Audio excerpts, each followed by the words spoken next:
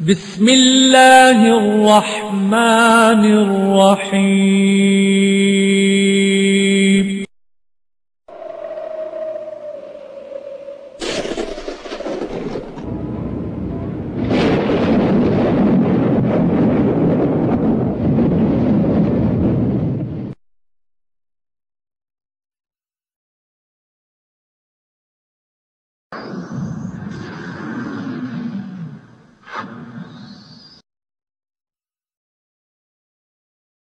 يا أيها الذين آمنوا اتقوا الله حق تقاته ولا تموتن إلا وأنتم مسلمون واعتصموا بحبل الله جميعا ولا تفرقوا ولتكن منكم أمة يدعون إلى الخير ويأمرون بالمعروف وينهون عن المنكر وأولئك هم المفلحون.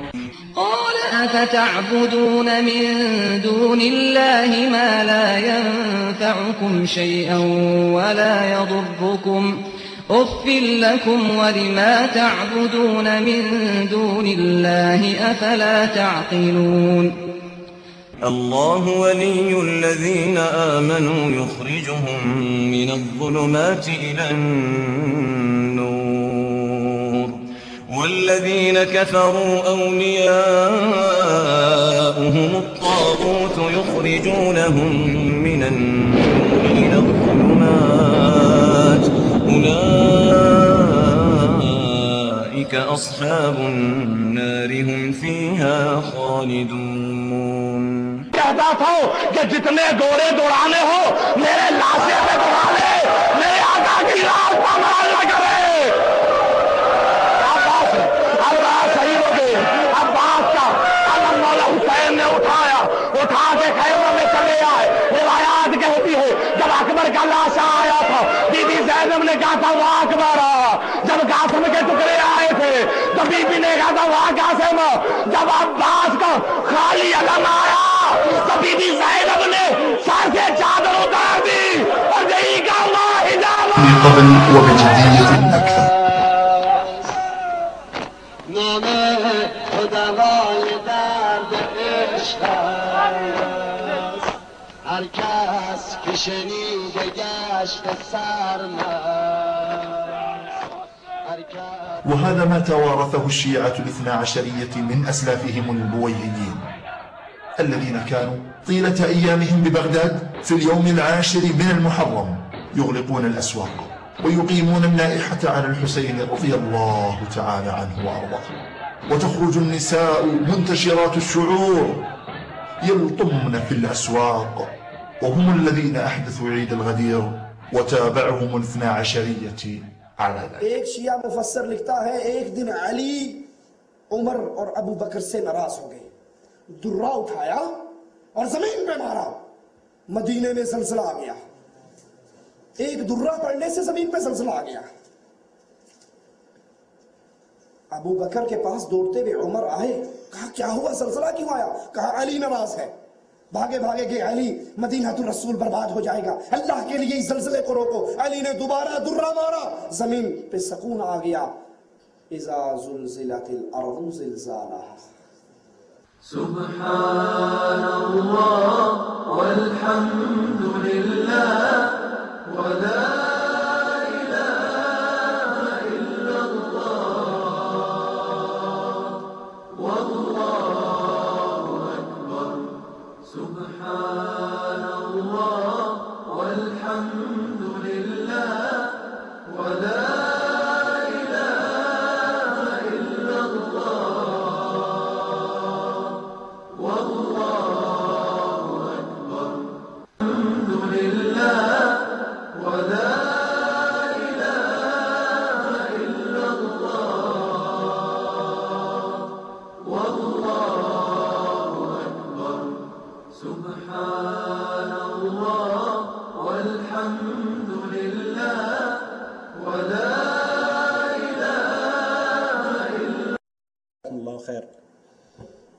الحمد لله رب العالمين والصلاة والسلام على أشرف الأنبياء والمرسلين نبينا محمد وعلى آله وصحبه أجمعين. قال الله تعالى या अय्युहल्लज़ीना आमनु इत्तक़ुल्लाह हक़्क़ तुक़ातिही वला तमूतुन्ना इल्ला व अंतुम मुस्लिमून वअतसिमू बिहब्लिल्लाहि जमीअन वला तफ़र्रक़ू वज़्कुरू निअमतल्लाहि अलैकुम इज़ कुंतुम अअदाअन फ़अल्लफ़ बैन क़ुलूबिकुम फ़अस्बहतुम बिनिअमतिही इख़वाना। मुअज़्ज़िज़ मेहमानान किराम, बुज़ुर्गों, दोस्तों, काबिल एहतराम दीनी माओं और बहनों, अस्सलामु अलैकुम वरहमतुल्लाहि वबरकातुहू।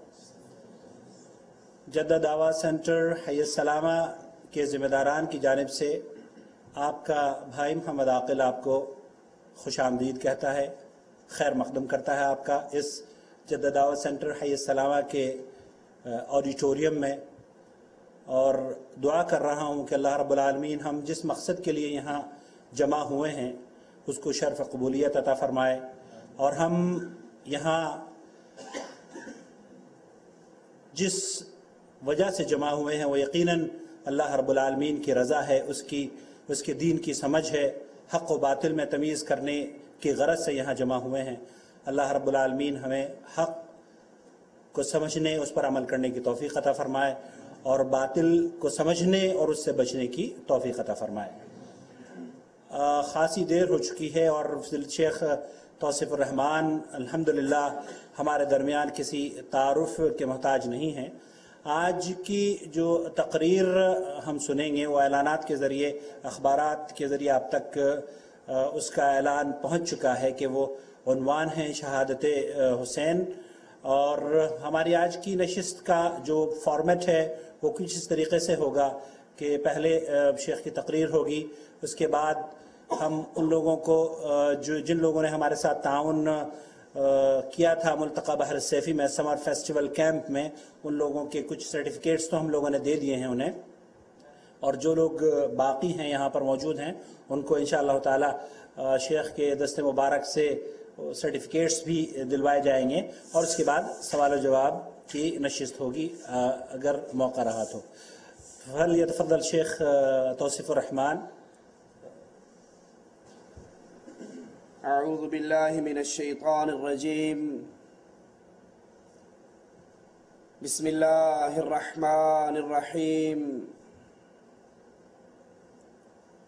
युरीदून लियुत्फ़िऊ नूरल्लाहि बिअफ़वाहिहिम वल्लाहु मुतिम्मु नूरिही वलौ करिहल काफ़िरून। हुवल्लज़ी अरसल रसूलहु बिलहुदा वदीनिल हक़्क़ लियुज़हिरहु अलद्दीनि कुल्लिहि वलौ करिहल मुश्रिकून।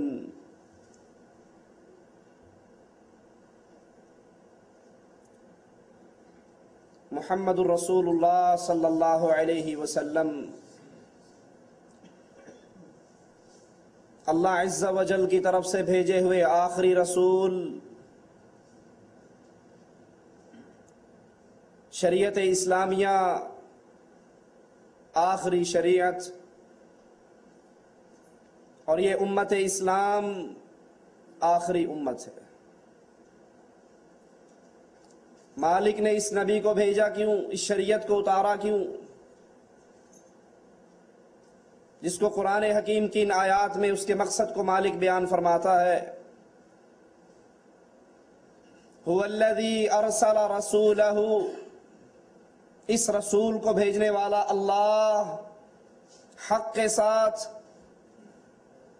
ताकि ये शरीयत, ये इस्लाम, ये दीन सारे अदियान पर गालिब आ जाए।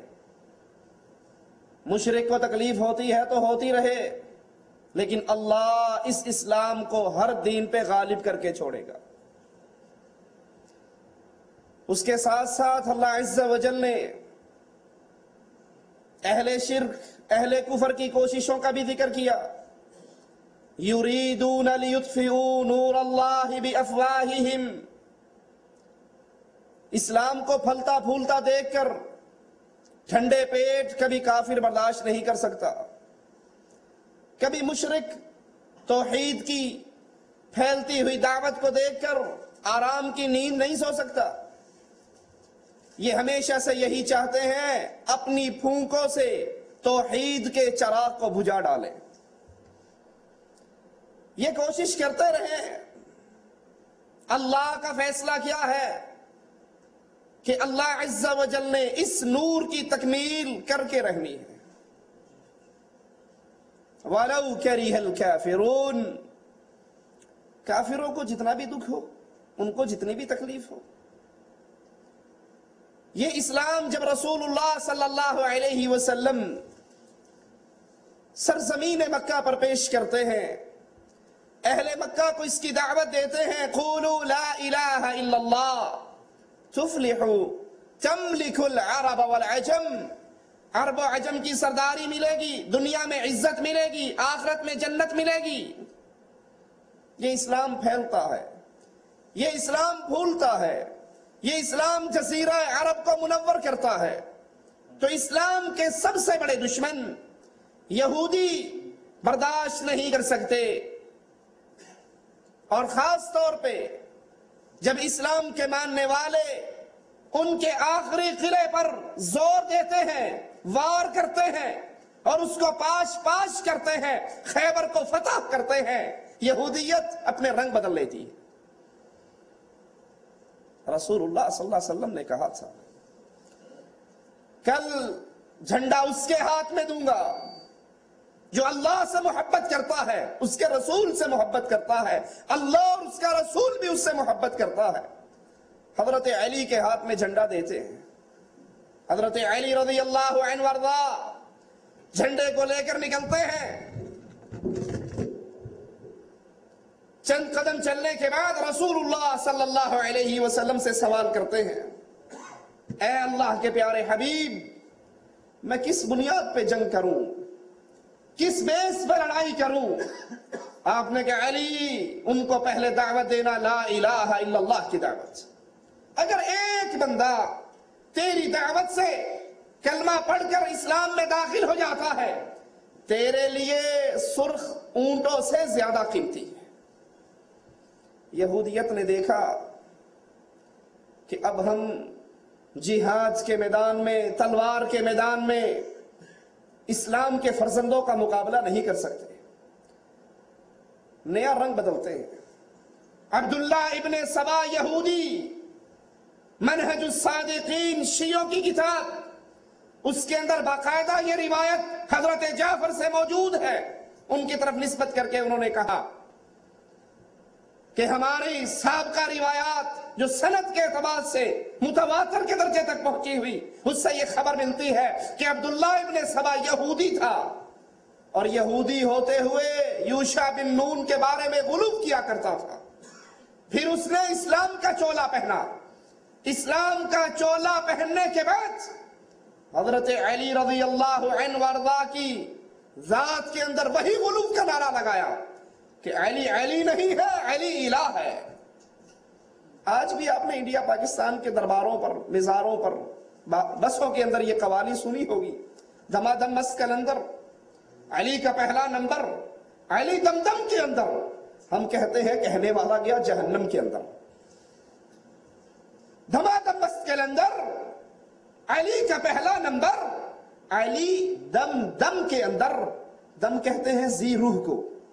ان کا عقیدہ ہے کہ اللہ علی میں حلول کرتا ہے، اور علی پھر پوری انسانیت میں، پوری کائنات میں، ہر روح کے اندر علی حلول کرتے ہیں. اب ہر دم کے اندر کوئی جی رہا ہے تو وہ علی کے صدقے جی رہا ہے. عبداللہ ابن سبا یہودی کی جماعت آل علی سے، آل رسول سے خیبر کی فتح کا بدلہ لینے کے لیے چولا پہن کر اسلام کا مسلمانوں کی توحید پہ وار کرتے ہوئے ان کے ہاتھوں سے توحید چھین کر یہ گندا عقیدہ پیش کرتی ہے کہ علی علی نہیں ہے. آپ نے سنا نہیں ذاکروں کی مجلس کو؟ توبہ توبہ توبہ، علی نو خدا اکھنے ہاں، نہ خدا تو جدا اکھنے ہاں. نہ علی خدا ہے، نہ خدا سے جدا ہے، پھر کیا بلا ہے؟ اللہ تو علی کے بارے میں کہتا ہے وہ بندہ ہے، محمد صلی اللہ علیہ وسلم علی کے بارے میں کہتے ہیں کل اس کو جھنڈا دوں گا جس سے اللہ محبت کرتا ہے، رسول محبت کرتا ہے، علی انسان ہے، علی بندہ ہے، علی فاطمہ کا شوہر ہے، علی محمد کا داماد ہے، علی خلیفہ راشد ہے رضی اللہ عنہ و ارضا۔ علی کی محبت ایمان کا جزو ہے، لیکن علی کو علی مانتے ہیں، علی کو الہ نہیں مانتے۔ یہ عبداللہ ابن سبا نے سب سے پہلے مسلمانوں کی عقیدہ توحید پہ وار کرتے ہوئے یہ شرک پھیلایا، اور جب حضرت علی کو اطلاع ہوئی، عبداللہ ابن سبا یہودی کی جماعت کو حضرت علی نے آگ کے اندر زندہ چلا ڈالا، اور یہ اتنے بڑے کافر تھے، آگ میں جل رہے تھے اور زبان سے کہہ رہے تھے دیکھو ہم نہ کہتے تھے کہ علی علی نہیں بلکہ علی الہ ہے، کیونکہ آگ کا عذاب تو الہ ہی دیا کرتا ہے۔ پھر حضرت علی پر حضرت عثمان کی شہادت کے بعد، اور عثمان پر لشکر کشی کرنے والا بھی عبداللہ ابن سبا کا یہی ٹولہ جس نے پوری پلاننگ کی، شہادت عثمان کے بعد حضرت علی کے گرد اتنا شدید گھیراؤ کیا، علی کو مجبور کرتے ہیں، حضرت علی کا مرکز مدینے سے اٹھا کر کوفے میں منتقل کرا دیتے ہیں، اور بالآخر علی رضی اللہ عنہ وارضا اپنے انہی شیعوں کے ہاتھوں شہید ہو جاتے ہیں۔ شہادت علی کے بعد حضرت حسن رضی اللہ عنہ وارضا خلافت پر بیٹھتے ہیں، حضرت حسن خلافت سنبھالتے ہیں اور اپنے شیعوں کے حالات کو دیکھتے ہیں، مجبور ہو کر ان کے نزدیک یہ امیر المؤمنین حضرت حسن کو امیر المؤمنین نہیں کہتے، وہ ذکر آئے گا آگے، کہتے ہیں تو نے مومنوں کو ذلیل کروایا کیونکہ تو نے اہل بیت کی حکومت بنو امیہ کے شخص معاویہ کے ہاتھ میں دے دی، اور یہ محمد رسول اللہ نے فرمایا تھا صلی اللہ علیہ وسلم، میرا یہ بیٹا حسن سردار ہے، مسلمانوں کی دو جماعتوں کے درمیان حسن صلح کروائے گا۔ حضرت حسن رضی اللہ عنہ وارضا، یاد رکھنا اپنے امام، اپنے آقا، اپنے قائد، اپنے نبی کی بات کو، کن کی دو جماعتیں؟ مسلمانوں کی دو جماعتیں۔ حضرت حسن امیر معاویہ رضی اللہ عنہ وارضا سے صلح کرتے ہیں، کوفے کی جامع مسجد میں بلاتے ہیں، منبر علی کو منگواتے ہیں، حضرت معاویہ کو علی کے منبر پہ بٹھاتے ہیں، خود قدموں میں بیٹھتے ہیں، معاویہ سے کہتے ہیں ہاتھ کو آگے کرو، اپنے ہاتھ کو معاویہ کے ہاتھ پہ رکھتے ہیں اور کہتے ہیں میں تجھے امیر المومنین مانتا ہوں، میں تیرے ہاتھ پہ بیعت کرتا ہوں، میں تجھے خلیفۃ المسلمین مانتا ہوں۔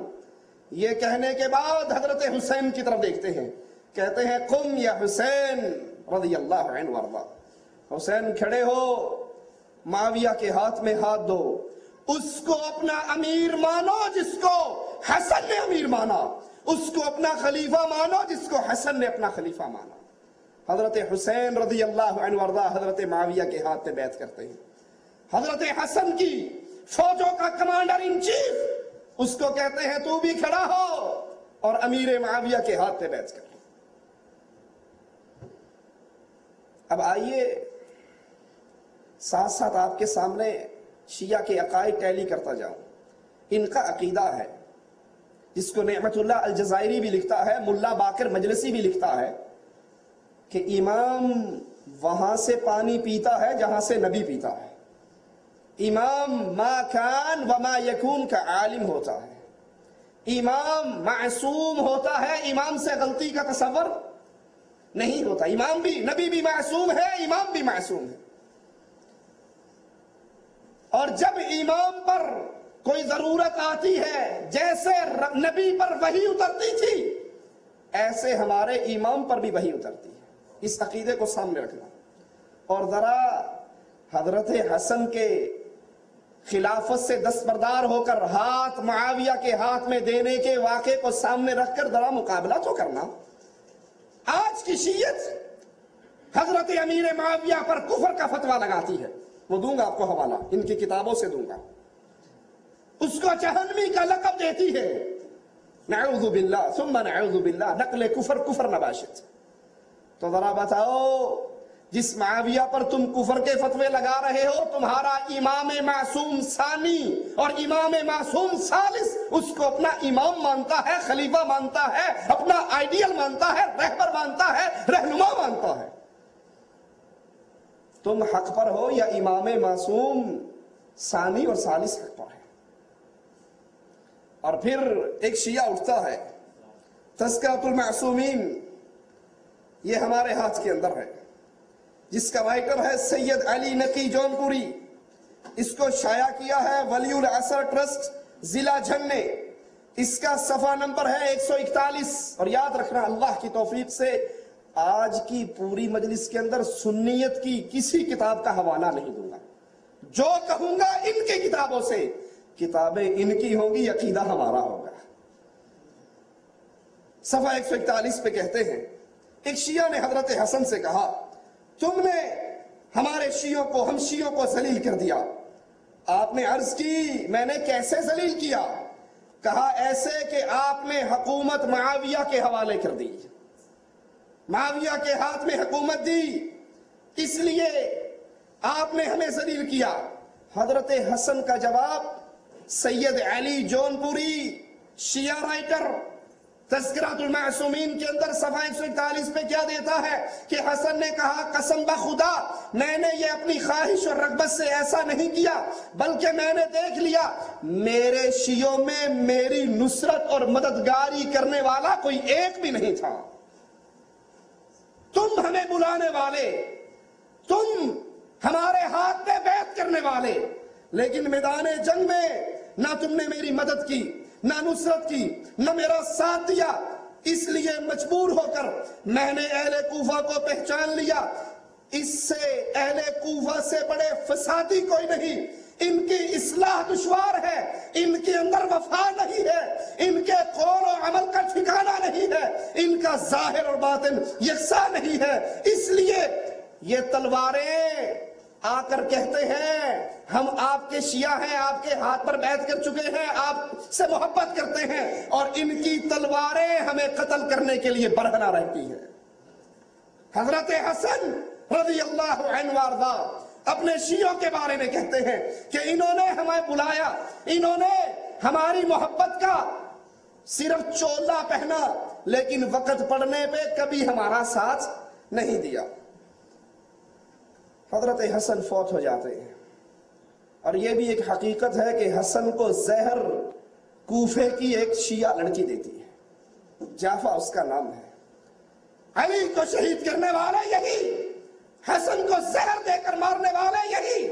और जब हजरत हसन उनकी वफात के बाद ये हमारे हाथ के अंदर तज़किरतुल अतहार शेख मुफीद की किताब अल इरशाद का, किताबुल इरशाद शियों की, अल्लामा शेख मुफीद शियों का शाया किया इमामिया कुतुब खाना लाहौर ने, और इसका सफा नंबर 247 है। 247 पे वो लिखते हैं, लम्मा मातल हसन, जब हजरत हसन फौत हुए, तहर्रकत शिअतु बिल इराक, इराक के शियों ने दोबारा सर उठाना शुरू किया और हजरत हुसैन को खत लिखा। किताब भी तुम्हारी, मौलवी भी तुम्हारा, शेख भी तुम्हारा, मकतबा भी तुम्हारा, प्रेस भी तुम्हारा, सियाही भी तुम्हारी, चेहरा भी तुम्हारा। खत लिखकर कहते हैं हजरत हुसैन को कि हजरत हसन ने मुआविया की बैत की थी, अब मुआविया की बैत करने वाले हसन तो फौत हो गए, ऐ इमाम हुसैन अलैहिस्सलाम आप मुआविया से अपनी बैत को तोड़ दें। हजरत हुसैन कूफे के शियों को जवाब देते हुए कहते हैं, मेरे और मुआविया के दरमियान एक अहद व पैमान है, इस मुद्दत खत्म होने से पहले मेरे लिए मुआविया की बैत को तोड़ना जायज नहीं है। अगर मुआविया मुसलमान न थे बकौल तुम्हारे, अगर मुआविया नऊज़ु बिल्लाह जालिम थे, फासिक थे, मुसलमानों के बैतुल माल को उन्होंने मां का दूध समझ रखा था, جیسے مودودی بھی اپنی کتاب خلافت و ملوکیت کے اندر یہ لکھ کر گیا علیہ من اللہ ما یستحق کہ معاویہ نے مسلمانوں کے بیت المال کو اپنی ماں کا دودھ سمجھ لیا تھا، بانٹا، رشتہ داروں میں بانٹا، جیسے چاہا استعمال کیا۔ اگر معاویہ کے اندر اتنی برائیاں تھیں تو بتاؤ جو اس ظالم فاسق کے کافر کے ہاتھ پر بیعت کرتا تھا وہ مسلمان کیسے ہو سکتا ہے؟ حضرت حسین جواب میں لکھتے ہیں معاویہ اور میرے درمیان عہد و پیمان ہے، بیعت ہے، اور میں معاویہ کی بیعت توڑنا جائز نہیں سمجھتا۔ حضرت معاویہ رضی اللہ عنہ وارضا کے خلاف حسین کو شیعوں نے ابھارا، لیکن حسین نے جواب دیا کہ معاویہ میرا امیر ہے، میرا خلیفہ ہے، میرا رہبر ہے، میرا رہنما ہے، میرے اور اس کے درمیان عقد ہے، بیعت ہے، جس کو توڑنا میں جائز نہیں سمجھتا۔ حضرت معاویہ فوت ہو جاتے ہیں۔ وفات معاویہ کے بعد پھر کوفے کے شیعہ دوبارہ خط لکھتے ہیں۔ یہ ہمارے ہاتھ میں احسن المقال ترجمہ ہے منتہی الاعمال کا، رائٹر ہے شیخ عباس قمی، ترجمہ کیا سید صفدر حسین نجفی نے، شائع کیا امامیہ کتب خانہ حیدر روڈ اسلام پورہ لاہور میں۔ اس کے صفحہ 358 کے اوپر 398 کے اوپر اس بات کو نقل کرتے ہیں کہ جب حضرت معاویہ فوت ہو گئے تو فوت ہونے کے بعد پھر دوبارہ خط لکھا، اور خط لکھ کر کہا اے امیر المومنین، معاویہ تو فوت ہو چکے ہیں، اب خط آنے شروع ہو رہے ہیں۔ ایک ایک کا نام لے کر حضرت حسین ان خطوں کو اپنے پاس رکھتے ہیں کہ آپ نے معاویہ کی بیعت کی تھی، اب معاویہ فوت ہو چکا ہے، معاویہ کے فوت ہونے پر ہم آپ کو دعوت دیتے ہیں۔ شیخ عباس قمی رائٹر ہے، احسن المقال کتاب کا نام ہے، امامیہ کتب خانہ اس کو چھاپتا ہے کہ ہم آپ کو دعوت دیتے ہیں کوفے میں تشریف لے آؤ، اور آپ نے یزید کی ولی عہدی کی جو بیعت کی تھی وہ توڑ دو۔ سوچئے ان ذاکروں کے قول کے مطابق نعوذ باللہ اگر یزید شرابی تھا، یزید زانی تھا، یزید پلید تھا، یزید کافر تھا، سنا نہیں آپ نے؟ آج کل کے ٹیلی ویژن کو کھول کے سنیے کیا کہتے ہیں، قتل حسین دراصل مرگ یزید ہے، اسلام زندہ ہوتا ہے ہر کربلا کے بعد، یزید ایسا تھا، یزید ویسا تھا۔ اگر یزید ایسا تھا تو حسین نے 10 سال تک اس یزید کی ولی عہدی کی بیعت کیوں کی تھی؟ امام معصوم تو غلطی نہیں کرتا، امام معصوم تو وہاں سے پیتا ہے جہاں سے نبی پیتے ہیں، امام معصوم پر تو فرشتہ نازل ہوتا ہے، تو اس امام معصوم نے زانی شرابی قاتل جواری کے ہاتھ پر بیعت کیوں کی؟ خطوط لکھتے ہیں، اور یہ تذکرۃ الاطہار کتاب الارشاد شیخ مفید کی، اس کا صفحہ نمبر 282 ہے۔ اس 282 پر بھی انہی خطوط کا ذکر شیخ مفید جو شیعوں کا شیخ ہے، کتاب بھی شیعوں کی، چھاپنے والے بھی بولو، کہ حضرت حسین کوفیوں سے مخاطب ہو کر کہتے ہیں میں تمہارے پاس اپنی مرضی سے نہیں آیا، تم نے مجھے خط بھیجے، تم نے مجھے خطوط لکھے، تم نے میرے پاس ایلچی بھیجے اور کہا کہ ہمارا کوئی امام نہیں، ہمارا کوئی رہنما نہیں، آپ آئیے اور آپ آ کر ہمارے خلیفہ بن جائیے۔ حضرت حسین اپنے ایک ساتھی عقبہ بن سمعان سے کہتے ہیں وہ 2 تھیلے لے کر آؤ جو کوفیوں کے خطوں سے بھرے ہوئے ہیں، اور ان کے خطوں کو ان کے سامنے کھول کر پڑھتے ہیں، کیا تم نے مجھے نہیں بلایا؟ کوفے کے شیعہ خطوط لکھتے ہیں، حضرت حسین حالات جاننے کے لیے مسلم بن عقیل کو روانہ کرتے ہیں۔ ایک ایک عقیدہ سامنے رکھیے اور مقابلہ کیجئے ہر عقیدے کا۔ میں نے آپ کو ملا باقر مجلسی کے حوالے سے شیعوں کا یہ عقیدہ سنایا کہ ہمارے امام کو علم غیب ہوتا ہے، ما کان و ما یکون، جو ہو گیا اس کا بھی پتہ ہے اور جو ہونے والا ہے اس کا بھی پتہ ہے۔ جس امام کو اتنا علم غیب ہے، بلکہ جعفر صادق کے نام ایک جھوٹ کی روایت بیان کرتے ہیں کہ انہوں نے کہا جو مردوں کی پشتوں میں ان کی اولاد ہے اور جو ماں کے پیٹوں میں ارحام کے اندر ان کی اولاد ہے، امام معصوم کو ان کا پورا علم ہوتا ہے۔ اب جس کو اتنا علم ہوتا ہے اس کو مسلم بن عقیل کو کوفہ روانہ کرنے کی کیا ضرورت پڑی تھی؟ جو عالم الغیب ہے، جس کے لیے فرشتہ نازل ہوتا ہے۔ اور ملا باقر مجلسی لکھتا ہے کہ فرشتہ بھی کیسا، اعظم من جبرائیل، وہ فرشتہ مقام اور مرتبے میں جبرائیل سے زیادہ بڑا ہوتا ہے جو ہمارے امام پہ وحی لے کر آتا ہے۔ تو مسلم بن عقیل کو حالات دیکھنے کے لیے حسین کیوں بھیج رہے؟ تمہارا عقیدہ، تمہاری کتاب کہ مسلم بن عقیل کو حضرت حسین نے بھیجا۔ کتاب الارشاد شیخ مفید کی صفحہ نمبر 262 پر لکھتے ہیں مسلم بن عقیل کوفے میں پہنچے حضرت حسین کے سفیر بن کے۔ اب آئیے ذرا سنیے، سنی تاریخ سے نہیں، سنی کتاب سے نہیں، انہی کی کتاب سے، انہی کا مذہب اور ان کا سلوک حسین سے پہلے سفیر حسین کے ساتھ کیا ہے۔ صفحہ 262 ہے۔ مسلم بن عقیل کو کوفے کے لیے روانہ ہوتے ہیں، پہنچتے ہیں، 30,000 کوفی 1,00,000 تلواریں لا کر مسلم بن عقیل کے قدموں میں رکھ دیتے ہیں۔ لیکن آپ نے سنا ہے نا، کوفی لا یوفی، ٹھنڈی ہوا کوفے سے کبھی چلی نہیں۔ اسلام کے لیے خیر کی خبر کبھی کوفے سے نہیں آئی۔ کوفے سے ہمیشہ تیر کھا کے دیکھا جو کمی گاہ کی طرف اپنے ہی دوستوں سے ملاقات ہوئی۔ اسلام پر وار کرنے والے یہ کوفی مسلم بن عقیل پہنچتے ہیں، 30,000 کوفیوں کا مجمع سامنے ہے اور حسین کے لیے مرنے کٹنے کا عہد و پیمان کر رہے ہیں، قسمیں اٹھا رہے ہیں۔ اور جب شام ہوتی ہے، شیخ مفید خود لکھتا ہے، شام ہوتی ہے، مغرب کی نماز پڑھانے کے لیے مسلم بن عقیل مصلی پہ چڑھتے ہیں۔ ابن زیاد آ کر کہتا ہے، کتنے بندے لے کر؟ 10 بندے۔ مقابلہ کتنے سے ہے؟ 30,000 پہ۔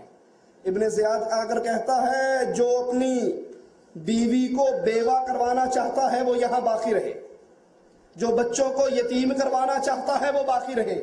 اب 30,000 کا مجمع اپنے اپنے پیاروں کو کھینچ کے لے جاتا ہے۔ ماں آتی ہے اپنے بیٹوں کو لے جاتی ہے، بیوی آتی ہے اپنے خامند کے پاؤں میں دوپٹہ ڈالتی ہے اسے لے جاتی ہے، باپ آتا ہے اپنے جوانوں کو کھینچ کر لے جاتا ہے۔ شیخ مفید لکھتے ہیں، کتاب الارشاد ہے کہ جب مغرب کی نماز پڑھانے کے لیے مسلم بن عقیل مصلی پہ چڑھے، 30,000 میں سے 30 بندے رہ گئے تھے۔ 30,000 میں سے 30 بندے رہ گئے تھے، سبحان اللہ۔ اور پھر مغرب کی نماز پڑھائی، آپ کے ساتھ صرف 30 آدمی مسجد میں تھے۔ جب انہوں نے دیکھا کہ ابھی شام ہوئی ہے اور صرف یہی اشخاص باقی رہ گئے تو مسجد سے قبیلہ کندہ کے دروازوں کی طرف نکلے۔ ابھی ان دروازوں تک نہیں پہنچے تھے کہ صرف 10 بندے باقی رہ گئے۔ پھر ایک دروازے پر پہنچے، کوئی راستہ بتانے والا بھی ساتھ نہ تھا۔ حسین کو مارنے سے پہلے ان ظالموں نے حسین کے سفیر کو مارا۔ ہم بتائیں گے، آپ نے سنا ہوگا نا، پانی پینے والے یاد کر پیاسے حسین کو۔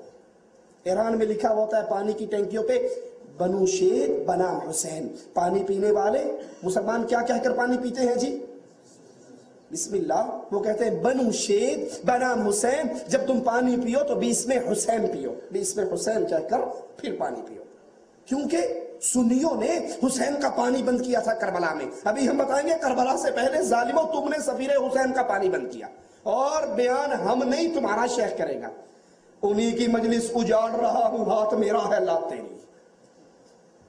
انہی کے مذہب کی کتابیں، انہی کے شیخ نے لکھی۔ دروازے پہ پہنچے، مڑ کر دیکھا، کوئی آدمی نہ پایا جو انہیں راستہ بتاتا یا ان کے لیے رہنمائی کرتا۔ کوئی دشمن ان کے در پہ ہوتا تو ان کی مدد کرتا، بس حیران و پریشان کوفے کی گلیوں میں چلتے رہے، نہیں جانتے تھے کہاں جانا ہے، یہاں تک کہ قبیلے کی شاخ بنی جبلہ کے گھروں کی طرف نکلے۔ چلتے چلتے تو نامی ایک عورت کے دروازے پہ پہنچے۔ یہ اشعث بن قیس کی کنیز تھی جسے اس نے آزاد کر دیا تھا، تو اسید حضرمی سے اس نے شادی کی۔ یہ اس دروازے پہ پہنچے اور آ کر اس کنیز کو سلام کہتے ہیں اور کہتے ہیں اے کنیز خدا کے لیے مجھے پانی تو پلا دو۔ اس نے آپ کو پانی پلایا، آپ وہیں بیٹھ گئے۔ وہ برتن اندر رکھ کر واپس آئی، کہنے لگی یا بندہ خدا تو نے پانی تو پی لیا، اب جاتا کیوں نہیں؟ آپ خاموش رہے۔ اس نے دوسری مرتبہ کہا، آپ خاموش رہے۔ اس نے تیسری مرتبہ کہا سبحان اللہ، اے اللہ کے بندے خدا تجھے عافیت دے، تو اپنے گھر والوں کے پاس جا، میرے دروازے پر کیوں بیٹھا ہے؟ یہاں بیٹھنا تیرے لیے بہتر نہیں، میں اجازت نہیں دیتی۔ آپ کھڑے ہو گئے اور فرمایا اے کنیز خدا کی قسم اس شہر میں نہ میرا گھر ہے، نہ میرا قبیلہ ہے، نہ میرا خاندان ہے، کیا تو اجر اور نیکی چاہتی ہے؟ شاید آج کے بعد کبھی اس کا بدلہ دوں۔ اس نے کہا کیا بات ہے؟ کہا مجھے اپنے گھر میں پناہ دے دے۔ کہا تو کون ہے؟ کہا میں مسلم بن عقیل ہوں، اس قوم نے جھوٹ بول کر مجھے بلایا، کوفے کے شیعوں نے جھوٹ بول کر مجھے بلایا۔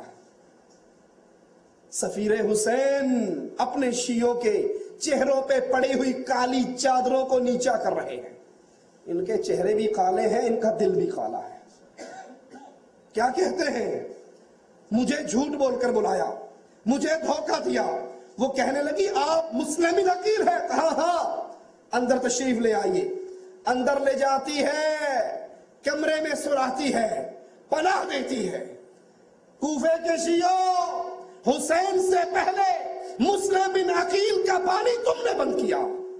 وہ مسلم بن عقیل جس کو اس امام معصوم حضرت حسین کوفے کے حالات دیکھنے کے لیے بھیجتے ہیں کہ جاؤ کوفے کے حالات دیکھ کر آؤ، کوفی ہمیں بلا رہے ہیں۔ حضرت مسلم بن عقیل اس سلوک سے پہلے خط روانہ کر چکے ہوتے ہیں حضرت حسین کے لیے آ جاؤ۔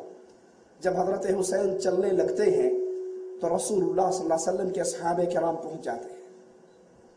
اور یہاں پہ ایک نقطہ یاد رکھیے، اللہ کے نبی صلی اللہ علیہ وسلم کے اصحاب سے بڑھ کر جہاد کا جذبہ اور کس میں ہوگا؟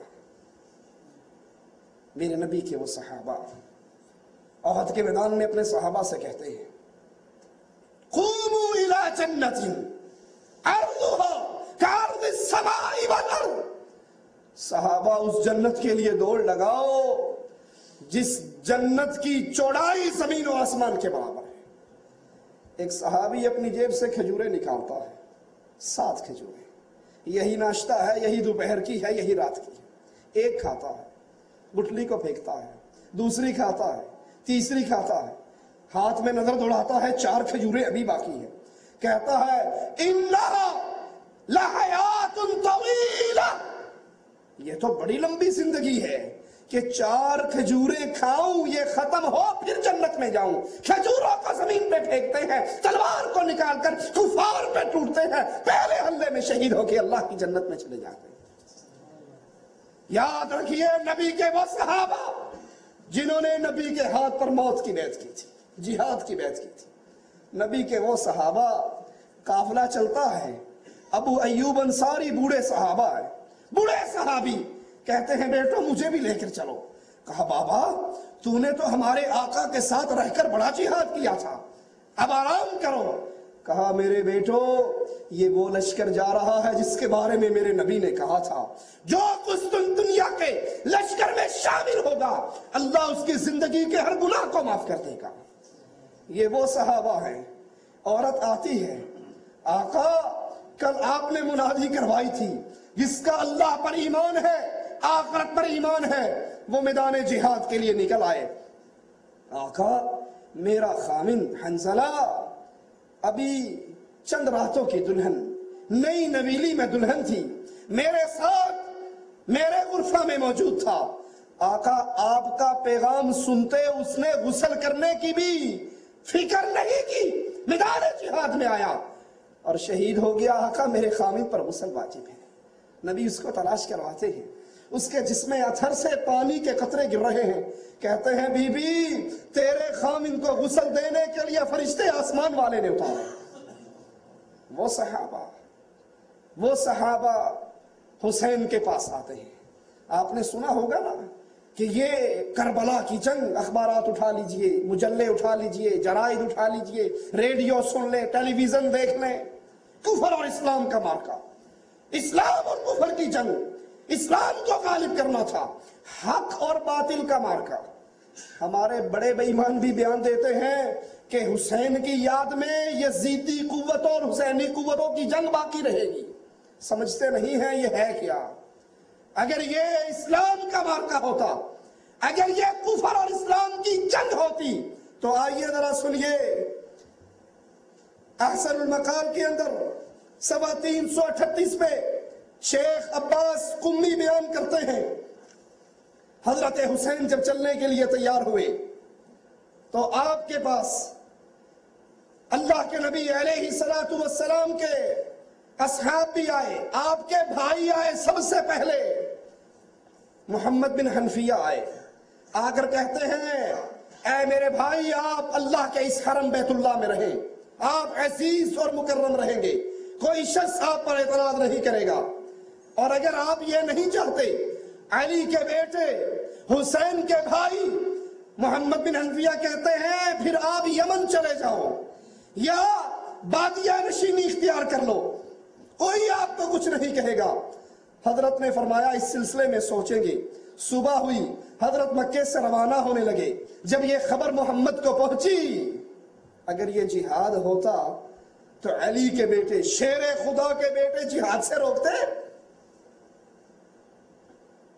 ان صحابہ پر یہ تہمت کہ کربلا کے جہاد پہ جانے سے وہ حضرت حسین کے راستے میں روڑے اٹکاتے تھے، روکتے تھے، جن کی حالت یہ تھی. عبد الرحمن ابن عوف کہتے ہیں بدر کے میدان میں دائیں طرف جھانکتا ہوں معصوم بچے کو پاتا ہوں، بائیں طرف دیکھتا ہوں معصوم بچے کو پاتا ہوں. دل میں آتا ہے کہ جنگ کے اندر تو لوگ اپنا پڑوس بڑے بڑے کمانڈروں کے قریب رکھنا پسند کرتے ہیں، میرا تو دایاں بھی کمزور ہے بایاں بھی کمزور. ابھی یہ خیال دل میں ہے، دائیں والا پلو پکڑ کے ہلاتا ہے، کہتا ہے چچا یہ تو بتاؤ ابو جہل کہاں ہے؟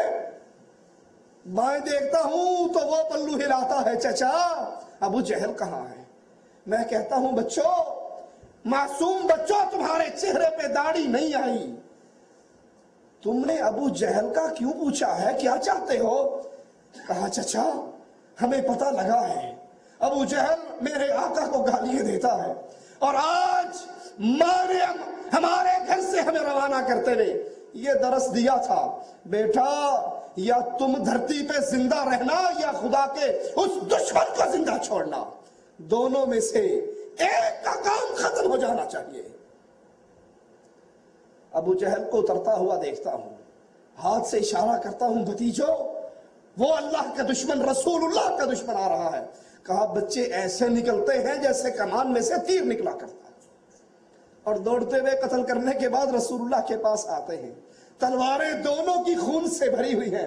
کہتے ہیں اللہ کے نبی آپ کے دشمن کو میں نے مارا ہے. وہ کہتا ہے آپ کے دشمن کو میں نے مارا ہے.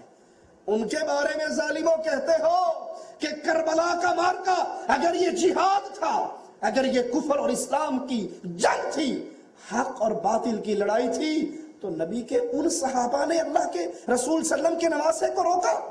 حضرت محمد حسین کے بھائی کہتے ہیں اور اونٹنی کی مہار پکڑتے ہیں، کہتے ہیں بھائی آپ نے مجھ سے وعدہ کیا تھا کہ آپ نہیں جائیں گے. روایات معتبرہ کے مطابق عبداللہ ابن عباس، سنی تاریخ نہیں، سنیوں کی کتاب نہیں، شیخ عباس قمی احسن المقال منتہی الاعمال کا ترجمہ ہے. کہتے ہیں عبداللہ ابن عباس آئے، عبداللہ ابن زبیر آئے، عبداللہ ابن عمر آئے، اور حضرت حسین کو کوفے جانے سے منع کیا. اس سفر کو ترک کرنے پر اصرار کرتے رہے کہ کوفے نہ جاؤ، عراق نہ جاؤ. اگر حسین کا یہ سفر کفر اور اسلام کے مارکے کا جہاد ہوتا، مارکا ہوتا، نبی کے صحابہ آپ کو جہاد سے روکتے نہ بلکہ آپ کے ساتھ چلتے. یہ تو سازش تھی عبداللہ ابن سبا کی پارٹی کی، یہ تو سازش تھی ان شیعوں کی جنہوں نے علی کو مارا، حسن کو مارا، پھر حسین کو مارنے کی پلاننگ کی۔ نہ جائیے اور آپ ہر ایک کے بات کو ٹھکرا کر انہیں الوداع کر کے لپٹ کے چل پڑے۔ عبداللہ ابن عباس نے حضرت حسین کے اس عزم کو دیکھا تو انہوں نے مکے میں قیام کرنے اور عراق کا سفر چھوڑنے پر بہت تاکید کی اور کچھ اہل کوفہ کی مذمت بھی کی۔ جادو وہ جو سر چڑھ کے بولے، کتاب بھی تیری، مولوی بھی تیرا، شیخ بھی تیرا، مکتبہ بھی تیرا، سیاہی بھی تیری، چھاپنے والا بھی تو۔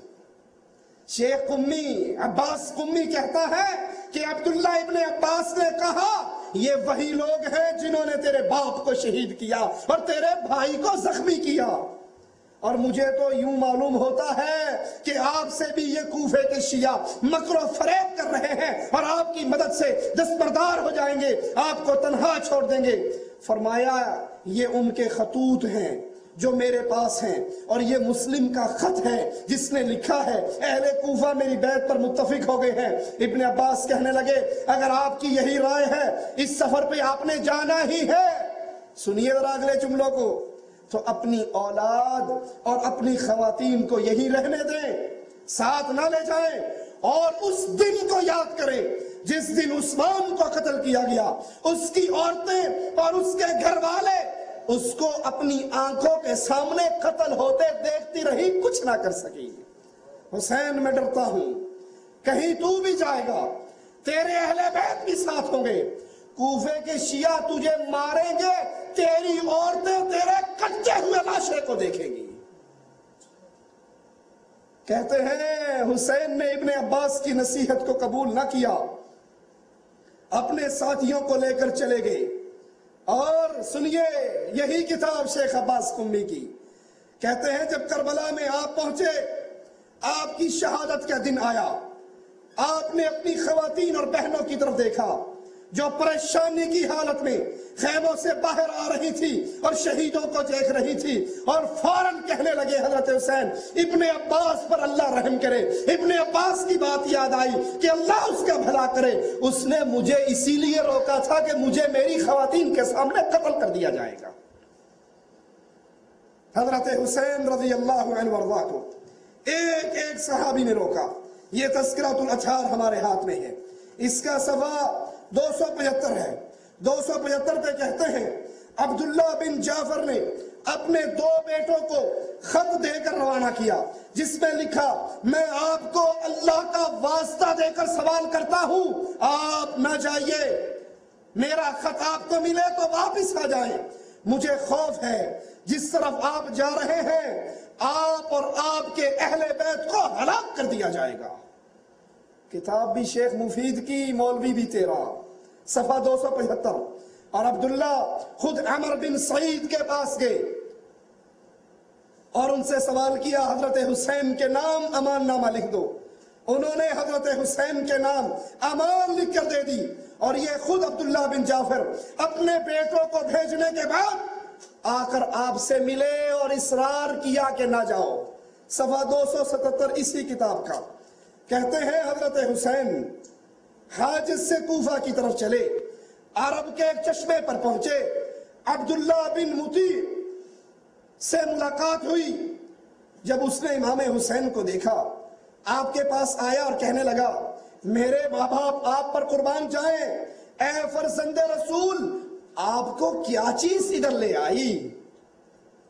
سبحان اللہ، وہ عراق سے آ رہا تھا، عراق کے حالات دیکھ کر آ رہا تھا، اور پھر حسین سے پوچھتا ہے آپ کو کیا چیز یہاں لے آئی؟ وہ اندھا تھا، اس کو نہیں پتا تھا توحید شرک میں بدل گئی، سنت بدعت میں بدل گئی، زنا یزید نے عام کر دیا، شراب یزید نے عام کر دی، مسجدوں کے اندر گھوڑے بندھنے شروع ہو گئے۔ جو ذاکر کہانی سناتے ہیں، اللہ کی قسم دنیا کے جھوٹوں میں سے بہت بڑا جھوٹ کربلا کی یہ کہانی ہے۔ اگر یہ سارا کچھ ہوا ہوتا، یزید نے اسلام کا رنگ یوں بدلا ہوتا، شہادت حسین پر 250 صحابہ زندہ موجود تھے، وہ اس کفر و شرک و بدعت کے طوفان کو ٹھنڈے پیٹوں برداشت کر لیتے؟ پوچھتا ہے نواسہ رسول، فرزند رسول، آپ کو کیا چیز لے کر آئی؟ اس کو اپنے گھر ٹھہراتا ہے۔ آپ نے فرمایا معاویہ کے مرنے کی خبر تو تجھ تک پہنچ چکی ہے، اہل عراق نے مجھے خطوط لکھے ہیں اور دعوت دی ہے کہ آپ میرے پاس آ جائیں۔ کوئی سبب ذکر نہیں کفر اور شرک کا، کوئی سبب نہیں حرام کاری اور بدکاری کا، زنا اور شراب کا نہیں۔ کوفیوں نے خط لکھ کر مجھے بلایا ہے تو یہ کہتے ہیں آپ ایسا نہ کریں، کوفے کی طرف نہ جائیں۔ وہ کوفے سے آ رہا تھا، کوفے کے حالات کو دیکھ رہا تھا۔ پھر مسلم بن عقیل کا خط آپ کو مل جاتا ہے، ان کی شہادت کی اطلاع بھی آپ کو ہو جاتی ہے۔ حضرت حسین اپنا یہ سفر شروع کرتے ہیں۔ یہاں پہ ایک نقطہ اور سمجھیے، حضرت حسین رضی اللہ عنہ وارضاہ کا یہ سفر تمام شیعہ کتابوں کے مطابق آغاز کرتے ہیں 8 ذی الحجہ کو۔ مسلمان 8 ذی الحجہ کو کہاں جاتے ہیں جی؟ مینا میں جمع ہوتے ہیں۔ اگر یہ مارکہ کربلا کفر اور اسلام کی جنگ ہوتی، اگر حسین نانا کا دین بچانے کے لیے نکلتے، ایک عام سی عقل سوچتی ہے تو حضرت حسین کو کیا کرنا چاہیے تھا؟ حج کرتے، عرفہ کے اندر خطاب کرتے اور تمام مسلمان کو کہتے کہ نانا کا دین برباد ہو گیا، میرے بابا کا دین برباد ہو گیا، توحید بدل گئی، سنت بدل گئی، شراب عام ہو گئی، زنا عام ہو گئی، مسجدوں کی بے حرمتی ہونے لگی، پردہ ختم ہو گیا۔ یہ تمام باتیں بیان کر کے مسلمانوں کے حاجیوں کے سارے لشکر کو لے کر نکلتے۔ اگر یہ مارکہ کفر اور اسلام کا مارکہ ہوتا، 8 ذی الحجہ کو لوگ حج کی طرف آ رہے ہیں، حضرت حسین تذکرۃ الاطہار کتاب الارشاد شیخ مفید کی، اور صفحہ نمبر اس کا 273 ہے۔ 273 پہ لکھتے ہیں کہ امام حسین مکہ سے عراق کی طرف اسی دن روانہ ہوئے، 8 ذی الحجہ کے دن۔ لوگ بیت اللہ کی طرف آ رہے تھے، حج کی طرف آ رہے تھے، اور حضرت حسین 8 ذی الحجہ کو کوفے کی طرف روانہ ہو رہے تھے۔ دوسرا حوالہ احسن المقال کا صفحہ 391 کے اوپر اسی بات کو نقل کرتے ہیں، سفر حج کے نام دے کر، ٹائٹل دے کر، کہ حضرت حسین خط لکھتے ہیں۔ یہ خط ہے حسین بن علی کا اپنے بھائیوں مومنین اور مسلمین کی طرف۔ مجھے مسلم بن عقیل کا خط مل گیا ہے جس میں تحریر ہے، تم لوگ ہماری نصرت کرنے، ہمارے دشمنوں سے ہمارا حق لینے میں متفق ہو گئے ہو، اور میں مکہ معظمہ سے منگل کے دن 8 ذی الحجہ کو تمہاری طرف آ رہا ہوں۔ بات سمجھ آتی ہے؟ جس طرح ہمیں سنایا جاتا ہے، اگر یہ مارکہ کفر اور اسلام کا مارکہ ہوتا، اس مارکے کے بعد اسلام زندہ ہوتا، اسلام زندہ ہوتا ہے ہر کربلا کے بعد، تو پھر حضرت حسین رضی اللہ عنہ وارضاہ حج کرتے، حاجیوں کے مجمع سے خطاب کرتے اور پوری جماعت کو لے کر نکلتے۔ یہ تو کوفیوں کی سازش تھی۔ حضرت حسین رضی اللہ عنہ وارضاہ کو ان کے ساتھ وہی سلوک کرنے کے لیے جو علی اور حسن کے ساتھ ہو چکا تھا۔ آئیے تذکرۃ الاطہار صفحہ 282 سے ایک اور بات سمجھیے، اور اس سے پہلے شریعت کے اس مسئلے کو اپنے سامنے رکھیے۔ جب مجاہد کفار کے سامنے کھڑا ہو جائے، مارکہ جہاد برپا ہو جائے، اب یہاں سے اگر کوئی پشت موڑ کے بھاگے گا تو کیا مقام ہے اس کا؟ وہ اللہ کا غضب لے کر آئے گا، وہ اللہ کا غضب لے کر لوٹے گا۔ جو میدان جنگ سے فرار ہو، جو میدان جہاد سے بھاگے، جو کفار کے ساتھ آمنا سامنا ہونے کے بعد بھاگے، وہ جنت لے کر نہیں آ رہا، رب کا عذاب لے کر آ رہا ہے۔ کیا خیال ہے مسلمانوں؟ اپنے ایمان اور غیرت اور حب آل رسول کو تھوڑا سا جگا کر یہ تو سوچو، کیا میدان جہاد سے نواسہ رسول واپس آئیں گے؟ کیا میدان جہاد سے علی کا بیٹا بھاگے گا؟ جس کی بہادری کی تم جو مثال پیش کرتے ہو، اجی تم نہیں سمجھتے ہمارے شیخ شیر خدا مشکل کشا حضرت علی کو، حضرت علی جب مرحب سے مقابلہ کرنے کے لیے نکلے ان کے پاس تلوار تھی، انہوں نے مرحب کے سر پہ تلوار ماری، مرحب کا سر کٹ گیا، سر کٹتے ہوئے تلوار چلی، پہلی زمین کو کاٹ گئی، دوسری زمین کو کاٹ گئی، تیسری زمین کو کاٹ گئی، چوتھی زمین کو کاٹ گئی، پانچویں زمین کٹ گئی، چھٹی کٹ گئی۔ اب ڈر ہوا کہیں یہ چلتی چلتی مشکل کشا کی تلوار بیل کے اس سینگ کو نہ کاٹ دے جس نے ایک سینگ پہ ساری زمین اٹھائی ہوئی ہے، جب تھک کے سینگ بدلتا ہے تو زلزلہ آ جاتا ہے۔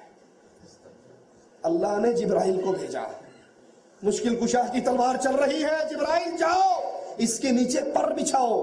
جبرائیل بھی زبان حال سے کہتا ہوگا رب مروان واسطے نہیں رہ گیا۔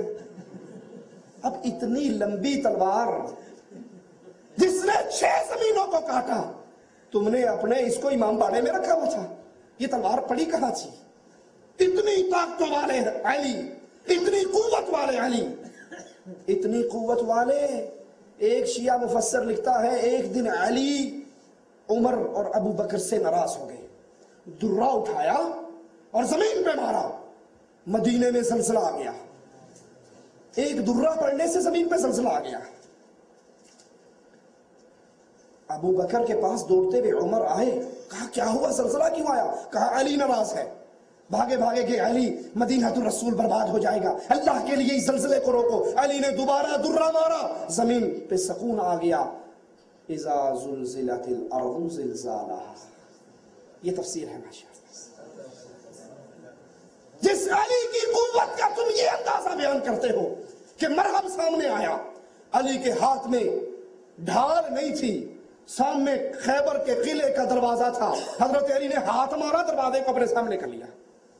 اس علی کا فرزند کافروں سے آمنے سامنے ہونے کے بعد اگر کربلا کی لڑائی کفر اور اسلام کا مارکا ہے، پھر فرار کیوں ہونے کی باتیں کرتے ہیں؟ اور یاد رکھنا جو جہاد سے فرار ہوتا ہے وہ اللہ کی رحمت لے کر نہیں آتا۔ دلیل کیا ہے؟ یہ صفحہ 282 شیخ مفید کی کتاب الارشاد، کہتے ہیں حضرت حسین کوفیوں کے سامنے آئے، ردا اوڑے ہوئے جوتا پہنے ہوئے باہر آئے، اللہ کی حمد و ثنا کی، پھر فرمایا اے لوگو میں تمہارے پاس اس وقت تک نہیں آیا جب تک تمہارے خطوط، تمہارے قاصد میرے پاس نہیں پہنچے کہ ہمارے پاس آئیں، بے شک ہمارا امام اور پیشوا نہیں، شاید خدا آپ کے ذریعے ہمیں ہدایت اور حق پہ جمع کر دے۔ اگر تم اس وعدے پر قائم ہو میں آ گیا ہوں، عہد و میثاق کو اس طرح پورا کرو میں مطمئن ہو جاؤں، اور اگر تم یہ نہیں کرتے، تمہیں میرا آنا پسند نہیں تو میں تم سے اسی جگہ واپس چلا جاتا ہوں جہاں سے تمہارے پاس آیا تھا۔ ان کوفیوں نے حسین کو بلا کر غداری کی، اور اس غداری کا ذکر حضرت حسین یوں کرتے ہیں تم نے مجھے خطوط لکھ کر، ایلچی بھیج کر، قاصد بھیج کر بلایا، اب اگر میری مدد کرنے کا پروگرام تمہارا بدل گیا ہے تو میں وہاں لوٹ جاتا ہوں جہاں سے آیا تھا۔ میدان جنگ جہاد جب شروع ہو جائے مجاہد لوٹا نہیں کرتے۔ خالد بن ولید رضی اللہ عنہ وارضہ، چند ہزار صحابہ، 1.5 لاکھ رومیوں سے مقابلہ، پشتوں سے پشتے ملا کر مقابلہ کیا، سورج غروب ہوا، 70,000 لاشیں کفار کی گری، صبح کو کافروں کو سامنے آنے کی جرت۔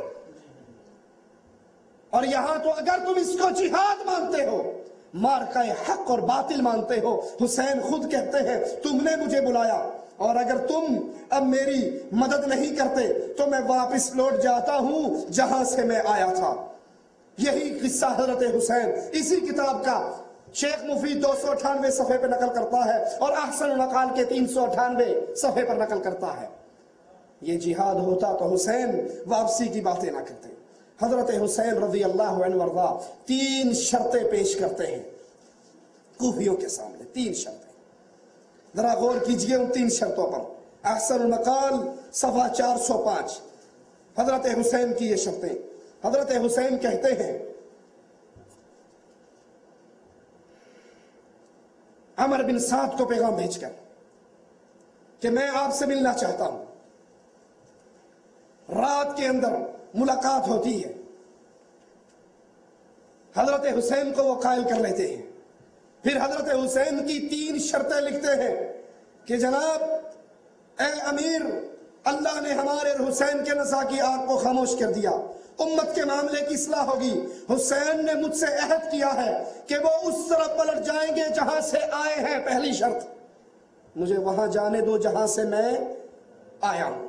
دوسری شرط، مجھے کسی اسلامی بارڈر پر رہنے دو جہاں میں کفار سے جنگ اور جہاد کرتا رہوں.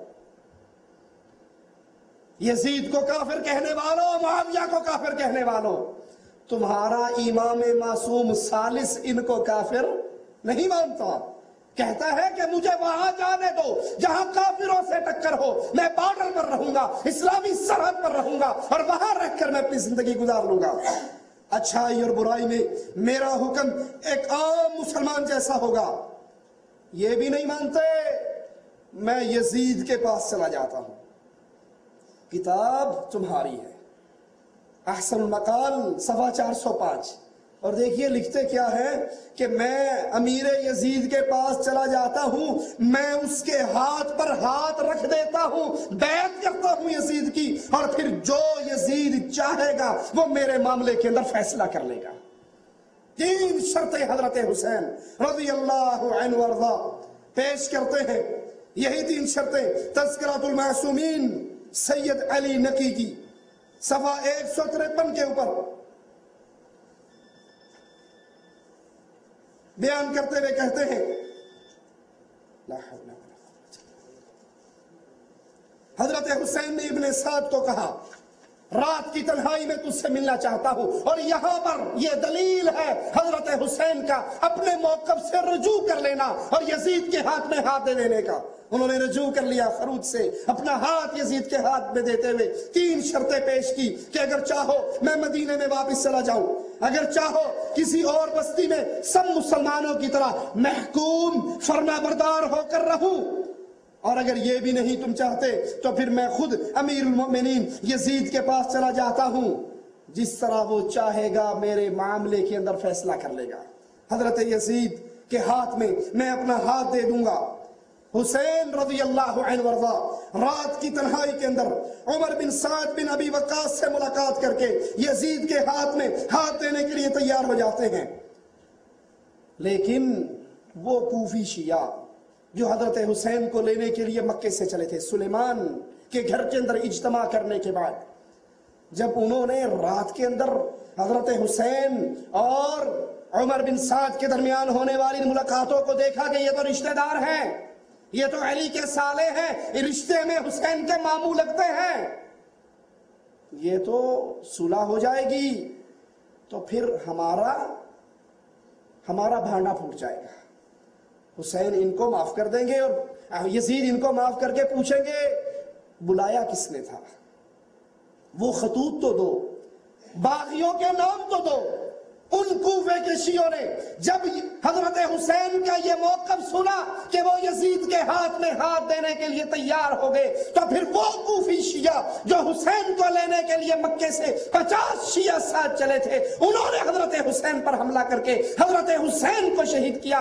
آپ نے اکثر ذاکروں سے سنا ہوگا خیموں میں آگ لگی ہوئی تھی، وہ خیموں کی آگ اس لیے لگائی گئی تھی کہ وہ 2 بوریے خطوط کی جلا دی جائیں جس میں ہم نے خط لکھ کر حسین کو بھیجے تھے کہ اگر وہ بوریاں بچ گئی تو تمام باغیوں کو سولی پہ چڑھا دیا جائے گا. یہ ہے قصہ اس واقعے کا.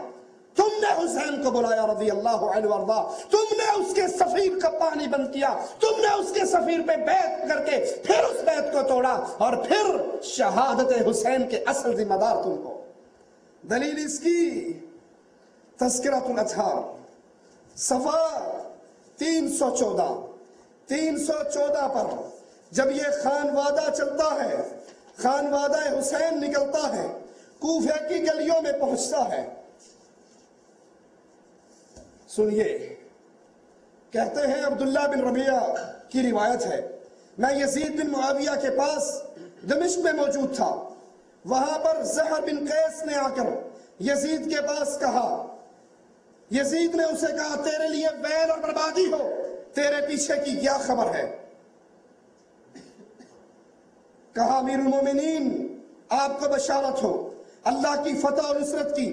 حسین بن علی اپنے اہل بیت میں سے 18 اور اپنے شیعوں میں سے 60 افراد کے ساتھ وارد ہوئے۔ بس ہم ان کی طرف بڑھے اور انہوں نے ہمیں اپنے حوالے کرنے سے انکار کیا۔ ہم نے جنگ کی تیاری کی اور بالآخر جنگ کرنے کے بعد سنیے ذرا 314 صفحہ شیخ مفید کتاب الارشاد کہتا کیا ہے کہ ہم نے ان سے مقابلہ لڑا اور یہ کربلا کی جنگ ختم ہوئی صرف اتنی دیر کے اندر جتنا کسی اونٹ کو نہر کرنے میں دیر لگتی ہے۔ آپ نے قصے سنے ہوں گے، اتنے دن پانی بند رہا، اتنے دن پانی بند رہا، یہ ظلم ہوا، یہ ستم ہوا۔ اور شیخ مفید خود لکھتا ہے کہ چند گھڑیوں کا یہ معاملہ اور ختم ہو گیا، چند گھڑیوں میں یہ کارروائی اور معاملہ ختم ہو گیا۔ مقابلہ کرتے ہو شہادت حسین کا، شہادت عثمان سے۔ عثمان رضی اللہ عنہ وارضا اپنے دن کے اپنے گھر کے اندر بند ہوئے، 40 دن تک بند رہے، پیاسے رہے، اور ابو ہریرہ تلوار لے کر آئے، کہا عثمان تیرے نبی کے صحابی ابھی زندہ ہیں مدینے کے اندر، تو اجازت تو دے ان باغیوں کی گردنیں ہم کاٹ کے رکھ دیں۔ عثمان رضی اللہ عنہ وارضا کہنے لگے ابو ہریرہ میں اپنی جان کے لیے مدینہ الرسول میں خون خرابہ ہونا برداشت نہیں کرتا۔ یہ شہادت عثمان ہے، لوگ مرنے کے لیے تیار ہیں، کٹنے کے لیے تیار ہیں، اور عثمان کہتے ہیں لڑنا ہے تو رب کے لیے لڑو، میرے لیے نہ لڑو۔ چھت پہ چڑھتے ہیں، باغیوں سے مخاطب ہوتے ہیں، پوچھتے ہیں یہ کنواں تمہیں کس نے لے کر دیا تھا؟ کہا عثمان تو نے لے کر دیا تھا۔ کہا آج اسی کنویں کا پانی مجھے نہیں پینے دیتے؟ یہ مسجد رسول کی زمین کس نے لے کر دی تھی؟ کہا تو نے لے کر دی تھی۔ کہا اسی مسجد میں مجھے نماز نہیں پڑھنے دیتے؟ اللہ اکبر۔ باغی چھلانگ مار کے اندر آتے ہیں، حضرت نائلہ کہتی ہے عثمان ظالم تیرے گھر کی حدود کو بھی پامال کر چکے ہیں۔ جواب میں کہتے ہیں نائلہ آخری لمحات کے اندر میری نگاہوں کو رب کے قرآن سے دور نہ کر۔ رب سوال کرے گا عثمان آخری وقت کیا کر رہا تھا؟ میں کہوں گا اللہ تیرے قرآن کی تلاوت کر رہا تھا، ظالم میری گردن کاٹ رہے تھے۔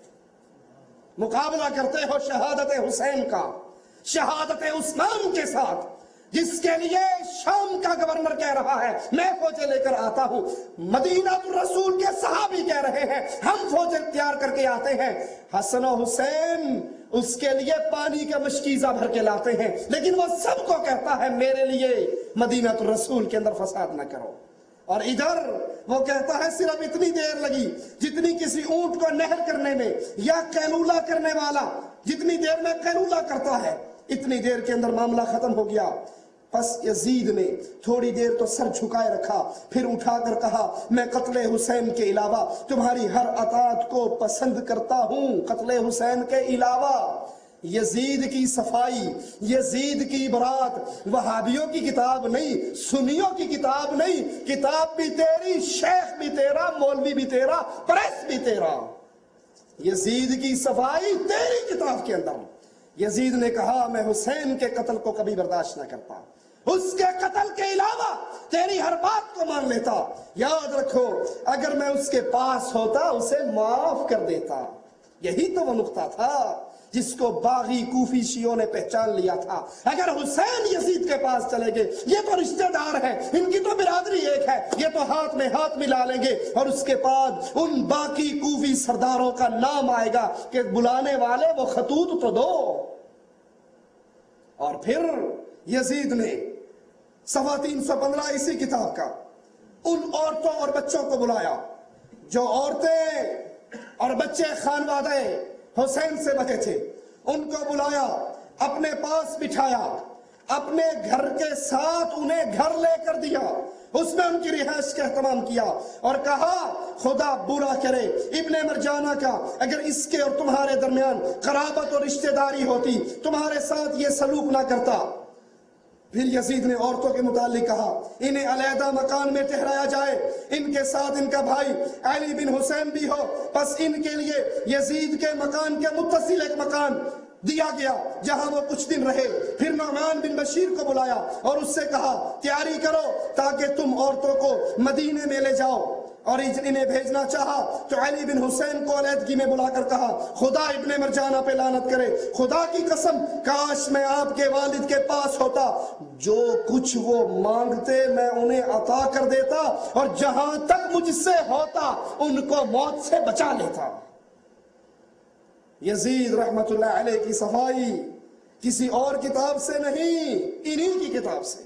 اور جب یہ خانوادہ حسین کوفے کی گلیوں میں پہنچا، لوگوں کو بیٹھ کر لوگوں کو ماتم کرتے ہوئے دیکھا، مگر مچ کے آنسو بہتے ہوئے دیکھا تو پوچھا یہ کون رو رہے ہیں؟ کہا تیرے بابا کے شیعہ رو رہے ہیں۔ کہا خدا ان پہ لعنت کرے، کوفے والو خدا تم پہ لعنت کرے، کوفے کے شیعہ اللہ کی پھٹکار ہو، میرے بابا کو تم نے بلایا پھر اس کی مدد نہیں کی۔ بیمار کربلا کے الفاظ سنو، جب گھر والا خود کہے چور یہ ہے تو اس کے چور ہونے میں کوئی شک ہے؟ عینی گواہ، موقع کا گواہ پیش ہو رہا ہے، حسین کا بیٹا ہے، بیمار کربلا ہے، زین العابدین ہے، ماتم کرتے ہوئے مگرمچھ کے آنسو بہاتے ہوئے شیعوں کو دیکھتا ہے اور کہتا ہے خدا تم پہ لعنت کرے۔ احسن المقال کے اندر 405 پہ یہ قصہ موجود ہے، خدا تم پہ لعنت کرے، میرے بابا کو تم نے بلایا پھر مدد نہیں کی، نصرت نہیں کی اور بالآخر اس کو شہید بھی کر دیا۔ اللہ تم پہ لعنت کرے، تمہارے حاکم تم سے کبھی راضی نہ ہو اور خیر کبھی تمہارے پلے میں نہ آئے۔ یہ وہ قصہ ہے جس کو انڈیا پاکستان کے اندر اخبارات میں، رسائل میں، میڈیا میں پیش کر کے میں نے عرض کی تھی ابتدا میں، عبداللہ ابن سبا یہودی نے چولا پہنا تھا، صرف چولا پہنا تھا اسلام کا، اور یہ چولا پہنا تھا اسلام کو جڑوں سے کاٹنے کے لیے۔ یہاں بھی واقعہ کربلا صرف چولا ہے، اور نیچے اس مجلس میں شامل ہو جاؤ، گالی دی جاتی ہے ابو بکر کو، گالی دی جاتی ہے عمر کو، گالی دی جاتی ہے عثمان کو، گالی دی جاتی ہے عائشہ کو، گالی دی جاتی ہے حفصہ کو، صرف اہل بیت کی محبت کا چولا، اور اصل دشمنی ان کی اللہ کے ساتھ، رسول اللہ کے ساتھ، صحابہ کے ساتھ، علی المرتضیٰ کے ساتھ۔ کوئی کہے گا مولانا صاحب یہ کیا کہہ رہے ہو، شیعہ تو علی سے محبت کرتے ہیں اور آپ کہتے ہو یہ شیعہ علی کے دشمن ہیں۔ اپنے پاس سے نہیں کہتا، سنیے، اور اس لیے سنیے تاکہ کسی کو سنا سکے۔ حسن شہاتہ مصر کا شیعہ اپنی تقریر میں حضرت علی پر بھی لعنت کرتا ہے اور 10 عشرہ مبشرہ تمام صحابہ پہ لعنت کرتا ہے۔ سنیے تاکہ یہ پردہ بھی ہماری آنکھوں سے ہٹ جائے، یہ صرف ابو بکر کے گستاخ نہیں، علی کے بھی گستاخ ہیں۔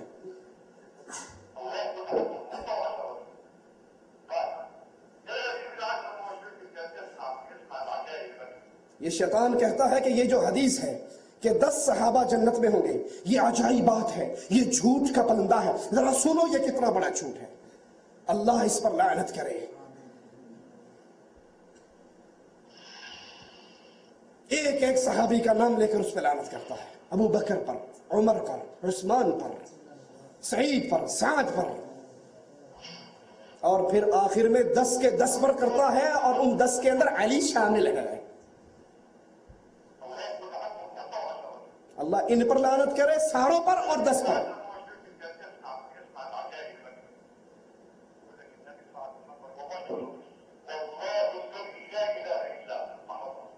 کہتا ہے اللہ کی قسم یہ حدیث نہیں ہے، یہ جھوٹ ہے رسول اللہ۔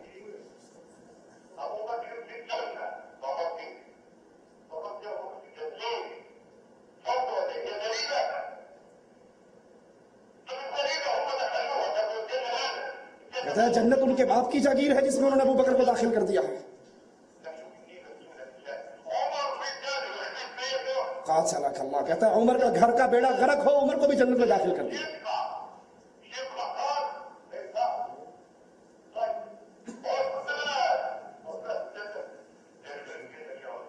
عثمان تیرا گھر برباد ہو تو بھی جنت میں جائے گا، یہ شیطان کہہ رہا ہے۔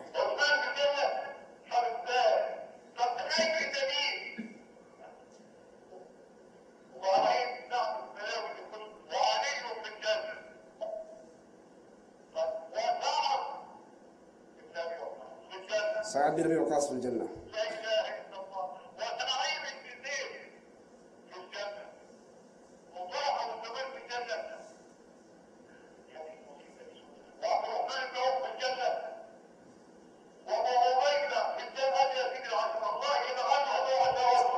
اللہ ان پر لعنت کرے اور ان سب پر لعنت کرے۔ تو یہ واقعہ کربلا صرف آڑ ہے مسلمانوں کے اندر شرک داخل کرنے کے لیے۔ اس مجلس کے اندر یا علی مدد کے نعرے لگتے ہیں، اس مجلس کے اندر ابو بکر، عمر، عثمان، عائشہ اور حفصہ پر لعنت ہوتی ہے، اس مجلس پر اللہ کی لعنت ہو، فرشتوں کی لعنت ہو اور رہتی دنیا تک کی لعنت ہو جس مجلس کے اندر محمد کے صحابہ پر لعنت کی جائے۔ یہ پردہ ہے، یہ آڑ ہے، اس آڑ کے نیچے، اس جھنڈے اور ٹائٹل کے نیچے اسلام کی جڑوں کو کاٹا جاتا ہے۔ کیوں کہ اگر قوم، عام انسان ابو بکر، عمر، عثمان کے بارے میں شک میں پڑ جائیں گے کہ یہ مسلمان نہیں تھے جیسے کہ ان کی کتابوں کے اندر موجود ہے، ارتد الناس بعد النبی، نبی کے بعد سارے مرتد ہو گئے الا اربع، سوائے 4 کے، مقداد بچا، ابو ذر بچا، سلمان بچا، ان کے علاوہ کوئی بھی نہ بچا۔ علی کہاں گئے؟ حسن کہاں گئے؟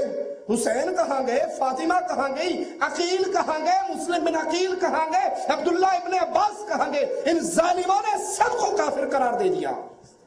یہ آڑ ہے کربلا کا قصہ، اور اصل میں تیر مارے جاتے ہیں رب کی توحید پر، رسول اللہ صلی اللہ علیہ وسلم کی توہین پر، اور رسول اللہ صلی اللہ علیہ وسلم کے اصحاب کرام کو گالیاں دیتے ہیں۔